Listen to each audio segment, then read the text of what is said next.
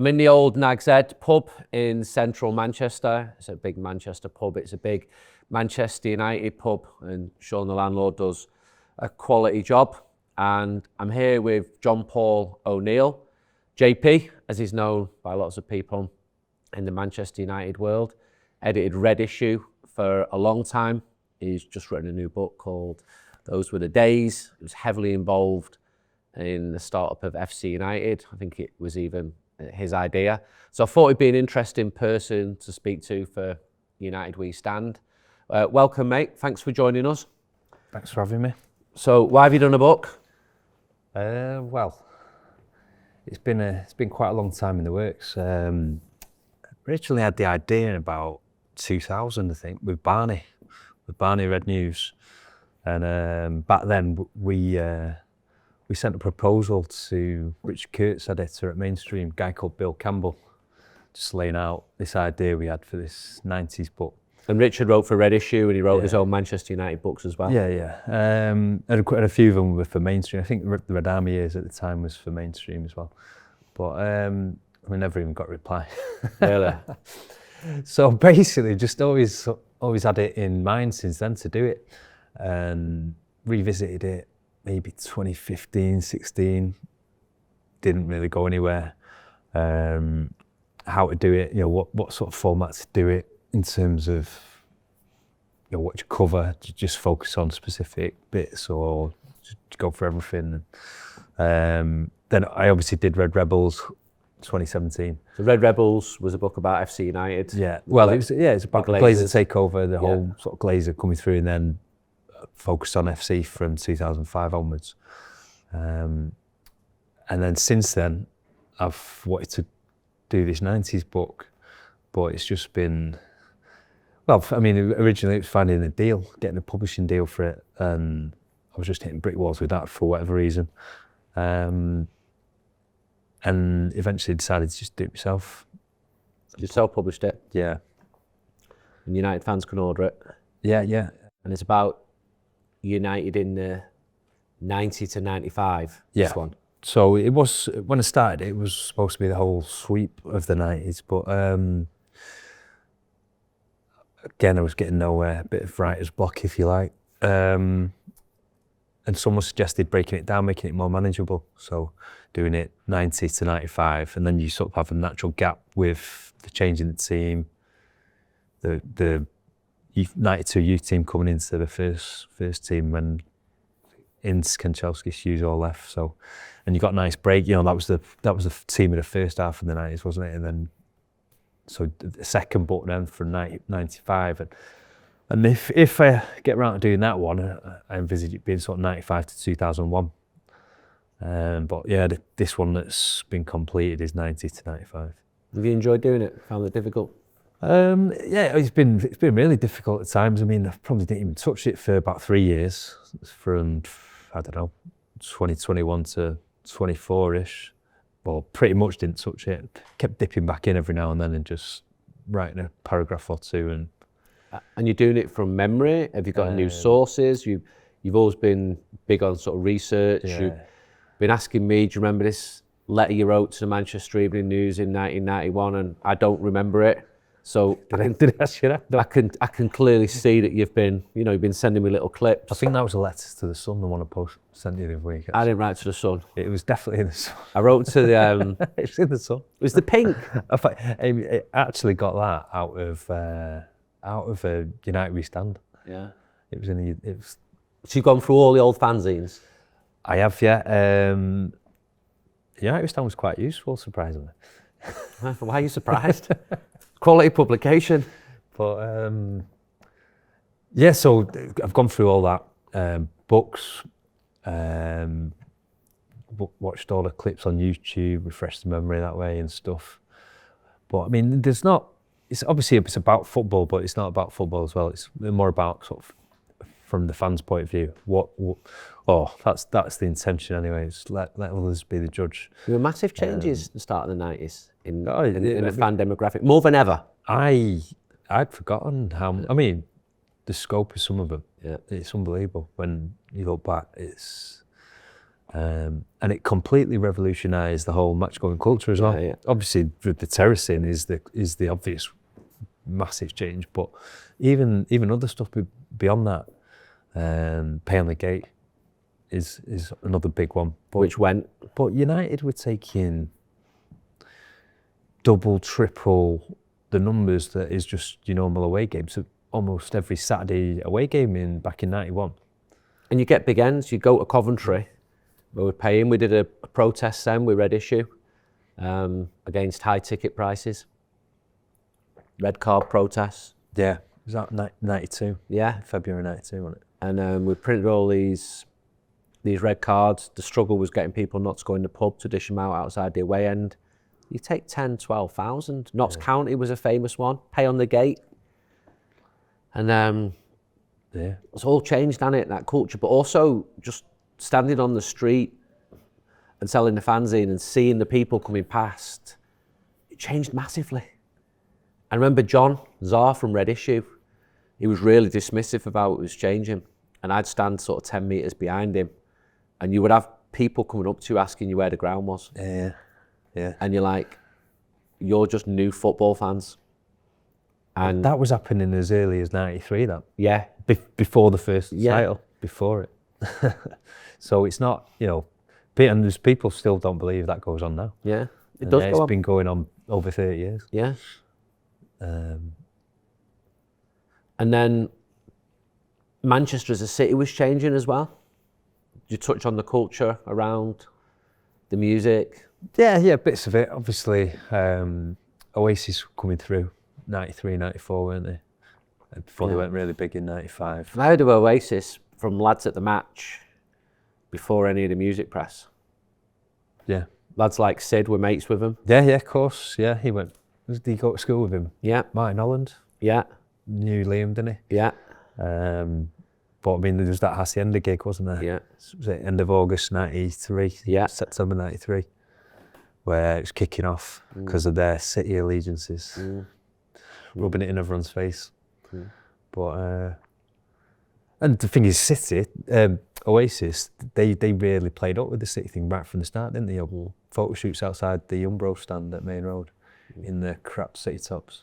Just today, had a message from someone who's gone to watch them in South America, saying that the Brazilian authorities have banned anyone wearing city shirts. Well, I mean, Oasis they should ban them anyway, shouldn't they? Which made me laugh. Oh, is this true? But I think there is a rule in Brazil which prohibits football shirts or something like that for concerts in non-football. I think it's just city shirts. Just city shirts. Makes sense, doesn't it? Clamping down on corruption. So you mentioned City. You were going to the game, you were a young lad. What was it like going to Manchester City in the 1990s from your perspective? The first time I did go to City was with my dad. We went in the main stand. And it was like, you celebrate if United score.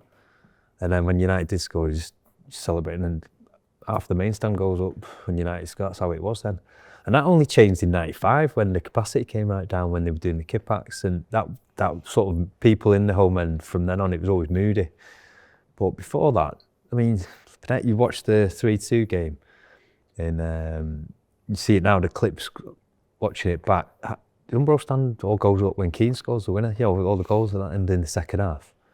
There's loads of United all over the ground, but I was in the kit packs that day, in the United bit, and it was just, I mean, that's the best derby, hands down, ever, that, for me. There's been a few good ones over the last 10 years or so, haven't there? But that one, all the Turkish delight coming over there, they had a little segregation gap, and I don't know, 5 metres or something. The City had all the 2/3 of the kit packs. United probably had about a third, maybe a bit less. And then United have the seats in the North Stand, wouldn't they? So you'd have those two sections, and then United all over Umbro and the main stand. But just remember, give it 2-0 up and you fucked it up, Galatasaray, and throwing the Turkish delights over coins and everything. And of course they went 2-0 up, didn't they? Quinn, Funao, Quinn. But I remember at half time, everyone was just pretty chilled about it. It was like, we'll win this. Because we weren't playing that badly, I don't think, but I just remember it wasn't like the team weren't getting slagged or anything. It was just, everyone was just winning this 3-2. It was just sort of accepted that we were coming back. I don't know, there's a really sort of real confidence about it. And this was just days after we'd been knocked out of Europe. Everyone should have been, fretting that we're on the slide or something. But that first goal Cantwell scored, it was just a matter of time. Then he was just toying with them, wasn't he? And the winner. And then, of course, as soon as the winner goes in, the whole United and just 2-0 up and you foots it up. City is our name. A few years earlier, City were 3-1 up. Howard Kendall was manager. I remember being in the Platt Lane that day. I remember other derbies. I couldn't get tickets for the United end. I remember going in the Kippax once. We took Peter Reid off. With about 10, 12 to go, maybe a bit longer, 15 to go. Was it Brightwell, Ian Brightwell or David would get them two mixed up, wouldn't it? But they brought Brightwell on, didn't they? And the game changed. But wasn't there a flag in the Kippax when they were doing it up? A flag went round, which was done by United fans. Oh no, that was the last derby at Maine Road. Yeah. And it was my idea actually. Yeah. Were you in the stand? No, I was in United end, but my brother was at uni at Manchester then, and this is how big City were and how pathetic they are. They used to give the university like, I don't know, 500 tickets every game at peanuts for students to capitalise on the Oasis buzz, didn't they? With all these idiot students. But and they'd give them for the derby as well. I mean, I don't know whether it was the same amount or less or what, but I told my brother, get some tickets in the Kippax in the City bit, because he had no chance of the United and getting one. So I think two or three of them got these student tickets from the student union. And came up with this idea that if we did this banner, so whenever a flag gets unfurled at the ground, people just unfurl it and it goes, doesn't it? It takes on a life of its own. So no one actually reads. Yeah, because they're underneath it. A lot of the time you can't. Yeah. You're only underneath a square metre of it. So you can't see. If it's a 20, 30 square metre flag, you're not going to see, are you? You're not going to know what it says. But so it's just said, as long as it looks like a City flag, it'll just go. And so we made it. It's a white flag with blue writing in Manchester is, and then we had red. Manchester is red, but the red was in red, so it really stood out. But then we double. What's the word? Put double the amount of material underneath the red, so the red won't come through to anyone underneath it. So obviously they went in. I don't know, they went on the stairwell or something, unfurled it. So no one's checked it going in. This is a big flag. Yeah. Well, unfurled it. It wasn't that big. It was like a long thing. Yeah, I remember it. Yeah. But so it just said in the line, Manchester is red all the way down. So anyone at the top wouldn't see the bottom, and anyone at the bottom wouldn't see the top. And it went across the kip. So they unfurled it. Yeah, they unfurled it. One end of the Kippax, perfect, because it could have been the wrong way up or whatever. And it went all the way down the Kippax. And this is 5 minutes before the teams come out. And the only footage of it was an MUTV camera was filming from the main stand at Main Road for whatever reason. I don't know. And it just said Manchester is red. And it was all quiet and just got a crowd noise. And somehow someone's picked up on it after, and they released it on, I don't know if YouTube's even about them, but it got released online. And it's still there, you can see it online, but it goes across the Kippax, goes down one end, then right the way back, and it's going about halfway back again, and I think they realised and took it down. But yeah, so last ever derby at Main Road. 10 years since you stopped doing Red Issue, I think it was January 2015. Do you miss it? Do you still stand by your reasons for stopping doing it? I think the reasons are even more compelling than they were then. Which were? Well, just banging your head against a brick wall with football these days, I think, with the way it's gone. I mean, you're quite a celebrity on Warwick Road these days with all your fans. I couldn't deal with that. If I'm getting people asking for autographs, I mean... don't get asked for autographs. And photos like you, I just want to sell them out, to be honest. But just look at how United are treating the fans these days. In the last year, even everyone's gone about Ratcliffe. It's, that guy's bad news. And he's like Glazers on steroids, where in terms of taking the club commercially and everything else, and just not giving a shit about who he upsets. All this stuff about him being a local United fan, do me a favour. It's just no. Do you watch the team? Yeah, of course. What was the last game you went to?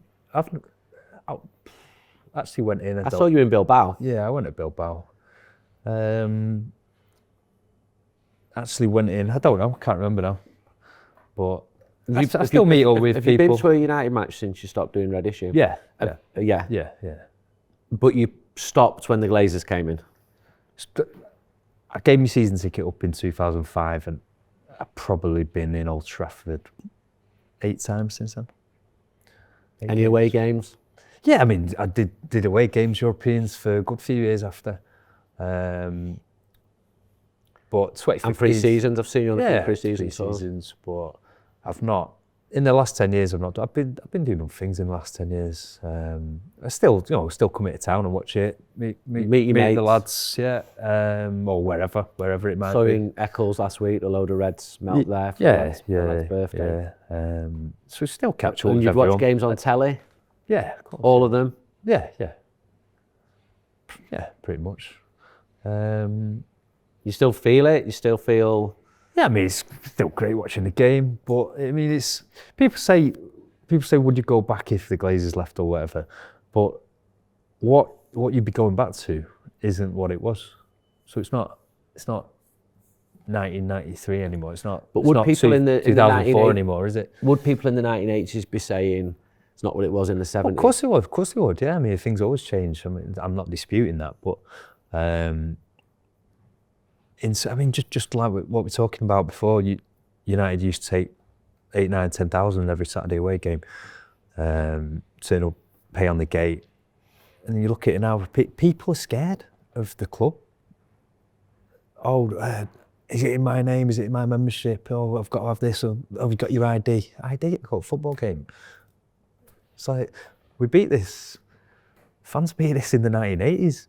The ID card scheme, and now United and all these other Premier League clubs, because they're all working together, introducing these things and alienating the hardcore support. Premier League clubs. Well, yeah, I'm sure Leeds were doing it last season, the First Division. Foreign Barcelona are very aggressive doing this. But it's all obviously a coordinated thing, because they don't want those. They don't want their best customers, in effect. Most loyal customers. Yeah, they don't want best financially. Most exactly. Loyal. So they don't want them because they want and raise more revenue from those seats, and those people are essentially. I mean, just look at it the other year when the Super League thing was proposed. Who was against it? It was the sort of season ticket, long-standing season ticket, hardcore base of a lot of clubs who were most vocal about that. There were big protests against that. And of course, they're the ones who'll kick up the biggest stink about where they want to take football. So they need rid of them. They go away. Were you against the Super League? Well, yeah, of course. The big protests around Old Trafford. The Liverpool game got cancelled. What was your view on that? Were you around at the time? Yeah, I was around. I was actually in Liverpool the night before, well, the day before, and with a mate, and we met up with some Everton kids who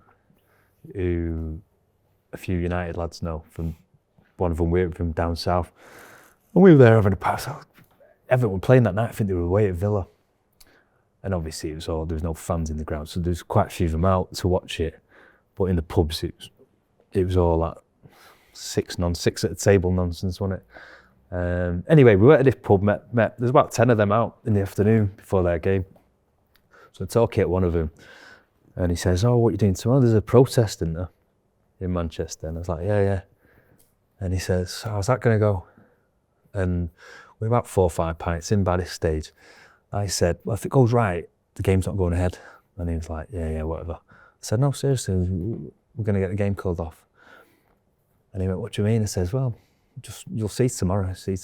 But where they'd met there was a hotel. It was near this square. Never been there before. It's not far up from the cathedral in Liverpool. And there was the coach, Liverpool coach, and the big red coach, and it said LFC on and all that. So I was saying, is that where the Liverpool team stay? And they were like, "No, I don't. I said, because I've been told they're staying in Manchester tonight, and he's like, no, and they were saying they're definitely staying in Liverpool. I said, well, I've heard they're staying in Manchester, and that was the thing about getting it called off. It was target one of the hotels and just stop either United or stop Liverpool getting to the ground. And they were telling me that Liverpool was staying in Liverpool, and they always stay there and then drive. And I just walked past the coach, but I knew they were staying in Manchester because I got a tip off by someone. So I just thought, just see tomorrow, see what happens. And obviously, most people go to Old Trafford, but there's quite a lot who knew to stay in town and that something was going on there. So, how did you feel when the game was called off? Well, I mean, it was obviously great, but by that stage, you'd sort of known for 2 hours that it was gonna be, because the way it was going, United was still in the Lowry down there, so the game can't. For the game to start, they've not only got to leave the hotel, they've got to get to the ground, they've got to have a warm. So straight away, it's 2 hours from whenever they leave the hotel minimum. So at that stage, you're looking at the time, thought, well, it's not happening, this, is it? The TV schedules don't work, it's going too late. So by the time it was officially called off, you knew that it was already off. We knew because we were on the street. Obviously people at home waited, they wouldn't have known, but...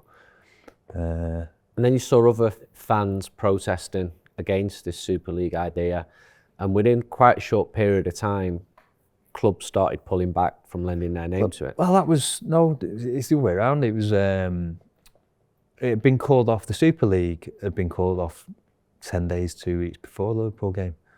But that protest just went ahead anyway. So it had already long been called off. It was only like a 48-hour wonder before it was called off. And then obviously had the training ground protest. Yeah. So a lot of hoodlums went down there. Yeah. Disrupted United's Have you ever been to Manchester United's training ground? I've been a few times, yeah. Yeah. I was told that the hoodlums were actually well-mannered.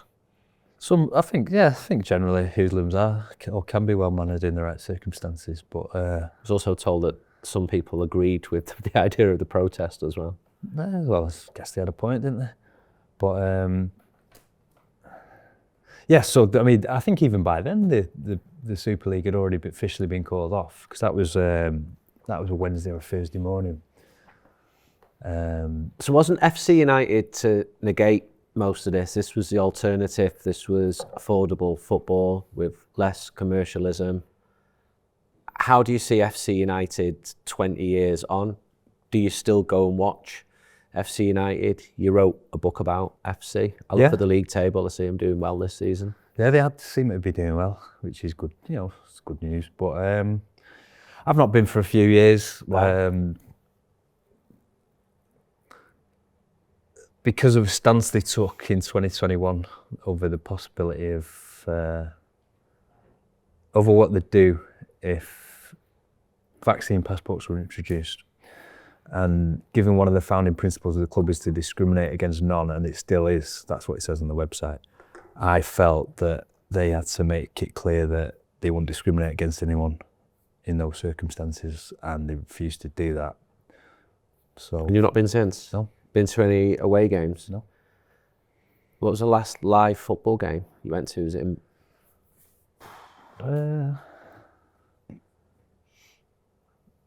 I went to Stockport against United the other year. Took my daughter when in that, what is it, that League Cup or whatever it's called, or whatever that thing is, the Football League Cup. I have been to some games since then, but I can't. Struggling to think, to be honest. I can remember what I had for breakfast 30 years ago. I can't remember what I've done in the last year. But back to your book and your influences, I asked some United We Stand readers put questions to you. One was, who are your favourite writers? Who influences you? Don't know. I don't really have favourite writers as such, but a book that's influenced me recently was. In terms of doing this one, that I was reading, I was just thinking, how has he done this? Was actually when we were on the I was reading on buses in Argentina Mm. because I couldn't get into it at home, and then I blitzed it when we were out there. But Robert Caro, his book on he did a massive biography on Lyndon Johnson, but he also did one on a guy called Robert Moses, who was like this administrator of New York City and the state, and he was just like how he corrupted the whole city, every single bit of it, and just drove it in the interests of like the car industry and stuff like that. Just corrupted the old city for decades, and no one really knew him or knew about it. He was just this really crafty administrator. It's like the Tri-Borough Bridge. He had a little office, and the entire revenue from it, millions of cars a year going over it, all went to him, like his little office personally, rather than the city coffers. But it sounds a bit of a weird topic, but it's fascinating. The biography and how he wrote it and the research and everything is just unbelievable. But that really impressed me, and I just thought to do a book on that scale is something else. Hairiest away game? Don't know, with United, you don't get hairy away games, do you? Did you? Because United were a different level to most other teams, weren't they? But Off the pitch? United support, yeah. But one place in the 90s anyway, one place I always thought it was really dodgy going, well, for a long time, was Newcastle. Because you wouldn't get many tickets. Like the 96 game when Cantona scored, for instance, you only got 800 tickets that night or something. Yeah. Like we got a train up, I think January. I think 4:30 from Piccadilly, about 6 of us. And I stepped off our bus, and I was obviously ran the bus, and some Geordie comes up and goes, "Where's your feeters?" Bang! Well, that was, I remember that, because I was... What year was that? I got off the bus. You behind me, so I was at the front. I was laughing, yeah. Yeah. I was laughing. Yeah, I lead from the front, yeah. I climb off it. Where's your feeters? Bang! You just got off the coach oblivious, and someone cracked it, and you didn't even know what had happened, but that was the League Cup game in oblivious. October, I mean, what we're supposed to do? October 94, but... Well, do you want me to climb off the coach, windmilling? Do you know what I mean? The thing is, one of the problems was everyone on the coach was probably asleep, because you'd had the Philadelphia playing all the way there. How do you remember stuff like that? Yeah, the film Philadelphia. Yeah, that's what you were playing on the coach. You can't blame a Geordie go into a football match in Newcastle, and you've got a film playing like with Philadelphia. You remember what film was played? It scarred me for the last 31 years. That's why I remember. But Newcastle. But Newcastle. I mean, United had quite a big support there that night in the League Cup, but the league games, you wouldn't get many tickets. And certainly that 96 night, I remember them being so up for it, because we stayed over. We've come out of the station, I think it was 5 of us, and we went in a boozer, got a pint, and it's just packed everywhere. It was packed with New Geordies. No United about, because it was, I don't know, it would have been about 6:30, 7 o'clock. And we just, it was just like moody, because like everywhere was back then, but we've walked up to them, we ain't got a ticket between us. I remember Jim White, I think it was doing a piece for The Independent about football, and he was having Grant and all them be photographed outside the turnstiles. Yeah. Are you one of them? No. But we were stood there just waiting, because again, if it's now before the game, there's a small allocation, there's no one going in. Like we get nicked and banned for 3 years now, trying to jib in, don't you? But we all got in that night. What was your best jib that you did? But I just think, so Newcastle, obviously coming out at the end, they were all livid, weren't they? Just people getting slapped left, right and centre. But there was no numbers there with United. And then I didn't go the following season. No, I went to the 5-0 the following, so that was again. But then the year after that, it was my own 50th. So I didn't go, but United, everyone said United had to they were all waiting outside, because when Cole scored 1-0, and they were all waiting outside, and United's end got escorted around the pitch and taken out the other side, because it was that moody. But yeah, I think that's the one game there that didn't go. But then and it wasn't until the treble season that a few hoodlums went like properly to make sure they didn't repeat what they'd done the year before, and it all changed after that. But was there was the most important result during the era of your book from 90 to 95? What was a key result if you had to choose one? Result? It's got to be Sheffield Wednesday, hasn't it? 2-1, I think. Or Norwich, either of those two. They were both almost the same. Let's go Norwich. They were both, in a way, the same game. They were straight, days after each other, and they just carried on. Because that Norwich going down there, Hughes was banned. Yeah. And it was whether Fergie would be brave or not. Would he go defensive and play Robson in midfield, and sort of bolstered, because Norwich were top of the league going into that game. I think they played a game more maybe, but they were top of the league, and Villa were playing. And if we'd lost that night, the league was gone. And obviously Norwich were flying. We'd not won 5 games, but he went 4-2-4. Played 2 wingers. Brilliant. Brought Kanchelskis in. Giggs down the middle with Kantner and Sharp on the left, and just blew him away. 20 minutes in, 3-0, wasn't it? And all the goals were just counter-attacking, lightning speed. As a performance, it's just from 0 to 100 in no time whatsoever. That is just unbelievable. And just remember you're thinking, is it really 3-0? It was just so, because we'd not even barely scored a goal for 5 games, have we? Well, 4 games. If you could change one result in the era of your book, what would it be?